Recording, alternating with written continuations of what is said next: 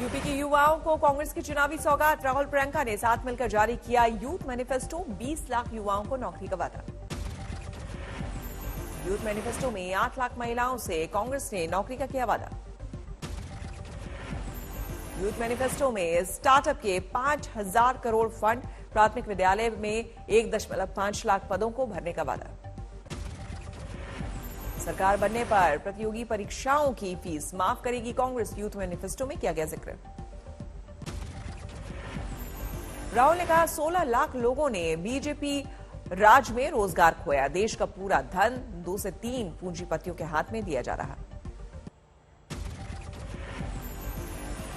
को जो नरेंद्र मोदी ने विजन दिया था 2014 में, वो विजन फेल हो गया है। प्रियंका गांधी ने भर्ती विधान के प्रामाणिकता का दिया हवाला। कहा बातें हवा हवाई नहीं, मैनिफेस्टो में तौर तरीके का भी जिक्र है। हर विभाग के रिक्त पदों का दिया हवाला। हाँ, इसलिए कहलाया गया क्योंकि सबसे बड़ी समस्या भर्ती की ही है उत्तर प्रदेश में। जहां जहां हम गए हैं, जिन नौजवानों से बात की है, उनकी पीड़ा बाहर आई है। प्रियंका गांधी ने कहा 20 लाख भर्ती प्रक्रिया में आरक्षण प्रावधानों का होगा प्लान।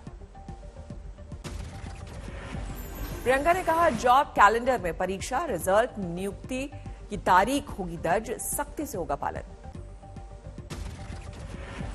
अति पिछड़ों को कारोबार के लिए 1% की ब्याज पर 5 लाख तक के कर्ज का वादा।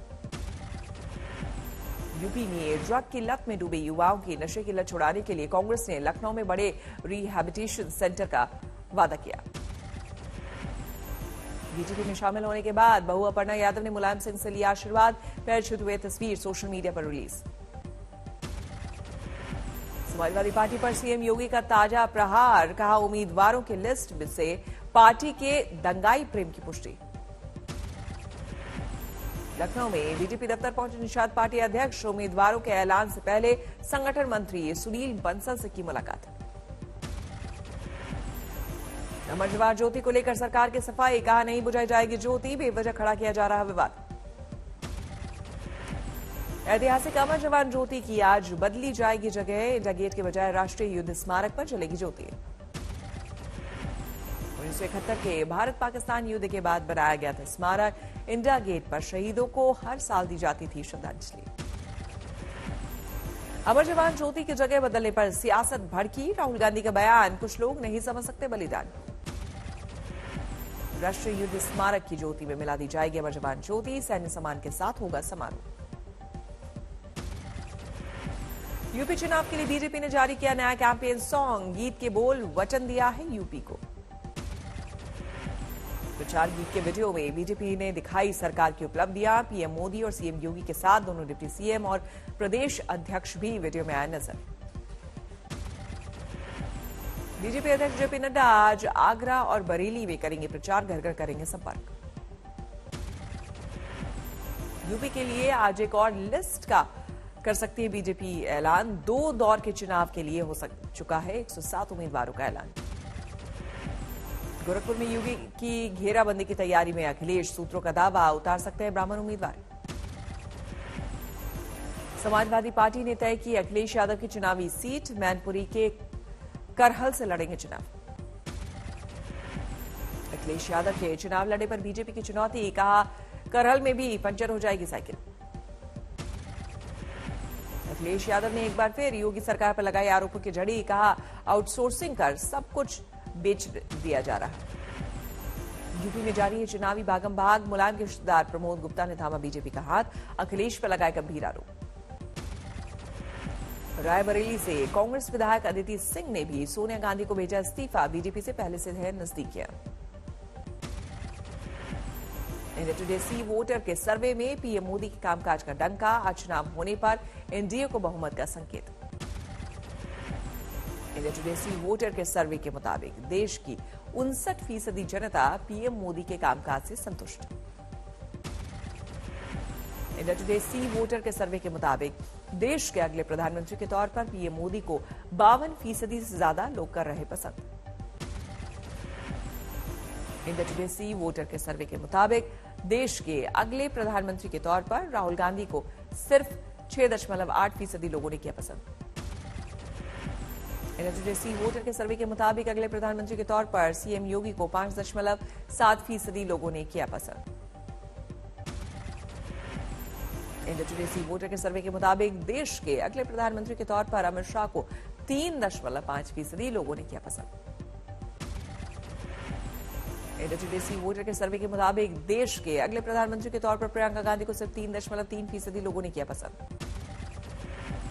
चुनावी राज्यों में भी बज रहा है पीएम के कामकाज का डंका। यूपी की 75%, उत्तराखंड की 59% जनता पीएम मोदी के काम से संतुष्ट। पंजाब में पीएम मोदी के कामकाज का गिरा ग्राफ। इंडिया टुडे सी वोटर के सर्वे के मुताबिक महज 37% लोग ही पीएम के कामकाज से संतुष्ट। इंडिया टुडे सी वोटर के सर्वे के मुताबिक यूपी में सीएम योगी पर जनता को भरोसा। कामकाज से 49% जनता संतुष्ट। बतौर सीएम ओडिशा के नवीन पटनायक ने मारी बाजी। ओडिशा की 71% जनता उनके कामकाज से संतुष्ट। पश्चिम बंगाल के सीएम ममता बनर्जी दूसरे पायदान पर उनके कामकाज से करीब 70% जनता संतुष्ट। तमिलनाडु के सीएम स्टालिन तीसरे पायदान पर 67% जनता उनके कामकाज से संतुष्ट। बीजेपी शासित प्रदेशों में असम के सीएम ने मारी बाजी। सीएम हेमंता के कामकाज से 56% जनता संतुष्ट। गुजरात, मध्य प्रदेश, यूपी के सीएम से जनता की संतुष्टि की ग्राफ 50% से नीचे। पीएम मोदी ने सोमनाथ मंदिर में अत्याधुनिक सर्किट हाउस का किया उद्घाटन। वर्चुअल कार्यक्रम में हुए शामिल। 30 करोड़ की लागत से बना है सर्किट हाउस। कमरों के अंदर से दिखेगा समुद्र का नजारा। सोमनाथ ट्रस्ट के अध्यक्ष पीएम मोदी ने सर्किट हाउस निर्माण के लिए गुजरात सरकार को दी बधाई। मैं इसे अपना सौभाग्य मानता हूं कि सोमनाथ ट्रस्ट से जुड़ने के बाद मैं इतना कुछ होते हुए देख रहा हूं। मध्य प्रदेश में नई शराब नीति और किसानों के मुद्दे पर सियासत गरमाई। सीएम आवास के सामने धरने की कोशिश में पुलिस से भिड़े दिग्विजय सिंह समर्थक। देश में तीसरी लहर का कहर जारी। पिछले 24 घंटे में सामने आए 3,47,000 से ज्यादा केस। पिछले 24 घंटे में कोरोना से मौत का डराने वाला आंकड़ा सामने आया। 703 कोरोना पीड़ितों ने तोड़ा दम। देश में अभी 20,19,000 के करीब कोरोना मरीज। बेहद सावधान रहने की जरूरत है। पिछले 24 घंटे में करीब 2,52,000 लोगों ने कोरोना से जीती जंग। बीमारी के बाद हुए स्वस्थ। देश में अभी 9,692 ओमिक्रॉन कोरोना पीड़ित केस। बढ़ते कोरोना केस के बीच भी दिल्ली सरकार का फैसला, हटाया जाएगा वीकेंड कर्फ्यू। दिल्ली में बाजार सामान्य तौर पर खोले जाने की हो रही पहल। दुकानों से हटाया जाएगा और इवेंट सिस्टम। दिल्ली में प्राइवेट दफ्तर भी 50% क्षमता से खोले जा सकते हैं। सीएम अरविंद केजरीवाल ने उपराज्यपाल को भेजा नया प्रस्ताव। दिल्ली में कोरोना केस में कमी का दिया हवाला। दिल्ली के स्वास्थ्य मंत्री सत्येंद्र जैन पहले ही कर चुके हैं ऐलान। दिल्ली में गुजर चुका है कोरोना की तीसरी लहर का पीक। दिल्ली में कोरोना से राहत। पिछले 24 घंटों में 12,306 नए मामले। Positivity rate 21.48%। दिल्ली में जिम मालिकों का विरोध प्रदर्शन। पाबंदियां हटाने की मांग को लेकर सरकार के खिलाफ हल्ला बोल। महाराष्ट्र में पिछले 24 घंटे में 46,000 से ज्यादा कोरोना केस बढ़े। मुंबई में एक दिन में कोरोना के 5,708 नए मामले। एक दिन में 12 लोगों की मौत। जल्दी खुले बाजार में शुरू हो सकती है कोविशील्ड और कोवैक्सीन की बिक्री। सेंट्रल ड्रग अथॉरिटी ने की मंजूरी की सिफारिश।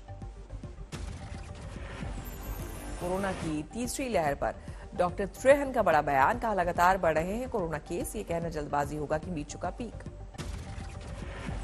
डॉक्टर नरेश त्रेहन के मुताबिक फरवरी तक हो सकता है कोरोना की तीसरी लहर का पीक।